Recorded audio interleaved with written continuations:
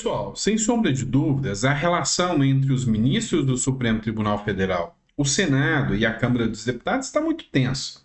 Enfim, a sintonia é entre STF e Executivo, ou seja, entre o STF e o Lula. Acontece que essa falta de ação do presidente do Senado, Pacheco, em dar respostas duras ao Supremo Tribunal Federal, está incomodando muitos senadores, inclusive aqueles senadores que estão sendo alvos de ação. E aí, essas ações que estão sendo feitas pelo Supremo Tribunal Federal, que até agora alcançou o Marcos Duval e está indo na oposição, não estão incomodando uma certa classe de senadores, porque a busca não é por corrupção. Eles sabem que o fato de corrupção, de falcatruz, isso não vai gerar busca e apreensão. O que gera é o fato de ser oposição e se posicionar firme contra o governo e o Supremo Tribunal Federal. É por isso que você está vendo gente do PL, pessoas como a própria Damares, ficando quietinha, Marcos Pontes, na sua, sem encher muito o saco, porque senão a PF bate na porta se resolver fazer oposição de verdade. E aí, isso está deixando gente chateada, como por exemplo, essa matéria aqui da Gazeta do Povo, que cita o Marcos Duval e o quanto ele está chateado com um amigo. O amigo é o Pacheco. Em mensagem a Pacheco, Marcos Duval revela mágoa e critica a omissão do amigo frente ao Supremo Tribunal Federal. Em mensagem privada enviada ao presidente do Senado, Rodrigo Pacheco, o senador Marcos Duval, do Podemos do Espírito Santo, revelou ter mágoa do amigo e criticou a omissão de Pacheco em relação aos atos considerados abusivos praticados pelo ministro do Supremo Tribunal Federal, Alexandre de Moraes. A troca de mensagem com Pacheco foi enviada por Marcos Duval, a jornalista e comentarista do programa Sem Rodeios, da Gazeta do Povo, a Cristina Gremel, que foi autorizada pelo senador a divulgar o conteúdo da conversa. E aí a Cristina Gremel, ao ler a fala aqui, ela jogou a responsabilidade e cobrou a atuação, inclusive, do Rodrigo Pacheco. Mas a única que cobrou não foi a Cristina Gremel. São vários deputados, senadores, que estão subindo o tom contra os presidentes das casas, falando em omissão. E reitero, somente alguns, não todos da oposição, estão subindo um tom. A maioria, alguns até da oposição, e alguns, principalmente do Centrão, estão calados. Por quê? Como eu disse, o que importa é você não fazer oposição demais. O Valdemar da Costa Neto teve aí uma polêmica em relação a ele, e a principal polêmica foi em relação a uma publicação em relação ao Pacheco, né? No caso do Pacheco. O Costa Neto publicou o seguinte: o que se vê no Brasil é o reflexo do sequestro das instituições e uso para fins políticos, ao invés de combater o crime organizado. Isso é o PT. Passei a vida toda defendendo a isonomia dos três poderes. Nunca fui covarde de me calar quando um poder não respeita o outro. Isso vale para todos os lados. Sigo indignado com a falta de pulso para defender a imunidade de um parlamentar.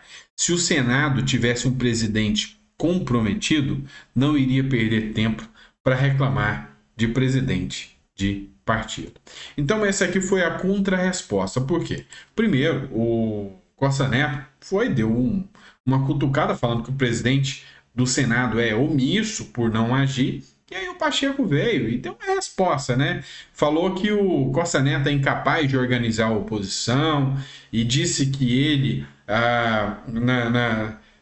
nos bastidores, é mansinho com o STF, só fica pagando de valentão contra o STF nas redes sociais. E aquela foi a resposta do Costa Neto, dizer, não é bem assim não, eu não tenho medo de enfrentar o Supremo Tribunal Federal, eu não tenho medo de encarar os problemas de frente. E se o Pacheco agisse, ele não tinha tempo para ficar respondendo presidente de partido. Ele ia agir. Ou seja, mostra aqui que está começando cada vez mais saiu uma ebulição ali, uma cobrança. Porque o Costa Neto, ele é líder do PL, que tem muitos senadores ali. E aí, vai além, tá? A aposta do PL é que em 2026 ele vai conseguir incluir muitos senadores. A aposta do PL é dobrar o número dos senadores para 2026. Vai conseguir? Não sei. Mas é a tentativa dele. E aí, é lógico, o diálogo entre o presidente do Senado e o presidente de um partido deveria ser, no mínimo, amistoso, mas parece que o clima já está começando a esquentar. Então, o clima já esquentou muito entre Pacheco e Costa Neto. Mas vamos lá, vamos mudar de assunto e vamos continuar falando daquela situação entre o Ramagem e a ABIN, né? O Supremo Tribunal Federal continua dando as suas investidas e buscando ali, sabe, uma responsabilização do Ramagem em relação ao STF. Eu já falei para vocês que é muito estranho. Como advogado e jurista, eu digo que é muito estranho o fato do ministro Alexandre de Moraes figurar como alvo da ABIN na mão do Ramagem, ou seja, ele é vítima. Segundo as investigações, ele é vítima. E atua também como julgador do caso, mandando busca e apreensão, ou seja, é um verdadeiro justiceiro contra Maduro, né? Vamos dizer assim, Maduro contra a oposição, vamos dizer assim. Tá, e aí nesse caso, saiu mais uma situação ou interessante ou preocupante, depende de como você vai ver. É o seguinte, lembra do caso Marielle? Eu falei, deu muita repercussão. É o seguinte, a esquerda usou o discurso da Marielle durante 5 anos. E aí eles ficaram super empolgados, sabe por quê? Porque o Rony Lessa, o assassino da Marielle, finalmente ia contar que foi o Bolsonaro que matou. Mas não foi. E não foi. Aí quem foi? Foi o Brazão, né? Domingos Brazão. E aí esse cara era um cara que fazia até campanha para Dilma, sabe? Jogou o discurso de Marielle, sabe? O discurso da esquerda, todos por Marielle Franco. Na verdade, não é por Marielle Franco, é todos contra Bolsonaro. A hora que acabou o discurso, e aí babou, né? Acabou. Fazer o quê? E aí, eis que surge uma luz no fim do túnel. E se a gente vincular esse caso do Ramagem aí com a Marielle, vamos fazer isso. Enfim. Tá aí, ex-assessoria de imprensa do governo, Globo, questionando o caso. Promotora que investigou o caso Marielle também foi monitorada pela ABIN.